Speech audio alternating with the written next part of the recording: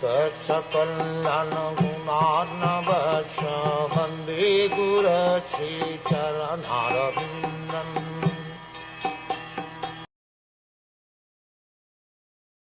By the strength of scientific knowledge, one should be well situated in absolute realization, and thus be able to extinguish all material desires. One should then give up the material body by blocking the air hole through which stool is evacuated with the heel of one's foot, and by lifting the life air from one place to another in the 6 primary places. There are many Jaratmas who claim to have realized themselves as Brahm, and yet are unable to conquer material desires. In the Bhagavad Gita, it is clearly explained that an absolutely self-realized soul becomes completely aloof from all material desires. Material desires are based on the false ego of the living being and are exhibited by his childish and useless activities to conquer the laws of material nature and by his desire to lord it over the resources of the 5 elements.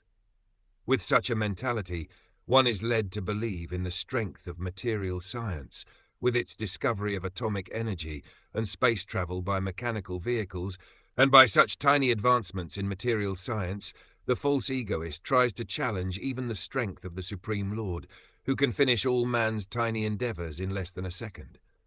The well-situated self, or Brahm-realized soul, perfectly understands that the Supreme Brahm, or the personality of Godhead, is the all-powerful Vasudev, and that he, the self-realized living being, is a part and parcel of the Supreme Whole. As such, his constitutional position is to cooperate with him in all respects in the transcendental relation of the served and the servitor. Such a self-realized soul ceases to exhibit his useless activities of attempting to lord it over material nature. Being scientifically well informed, he fully engages himself in faithful devotion to the Lord. The expert yogi who has thoroughly practiced the control of the life air by the prescribed method of the yoga system is advised to quit the body as follows. He should plug up the evacuating hole with the heel of the foot, and then progressively move the life air on and on to 6 places: the navel, abdomen, heart, chest, palate, eyebrows, and cerebral pit. Controlling the life air by the prescribed yogic process is mechanical, and the practice is more or less a physical endeavor for spiritual perfection. In olden days, such practice was very common for the transcendentalist, for the mode of life and character in those days were favorable.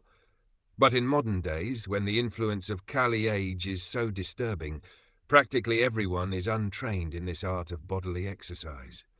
Concentration of the mind is more easily attained in these days by the chanting of the holy name of the Lord. The results are more effective than those derived from the inner exercise of the life air.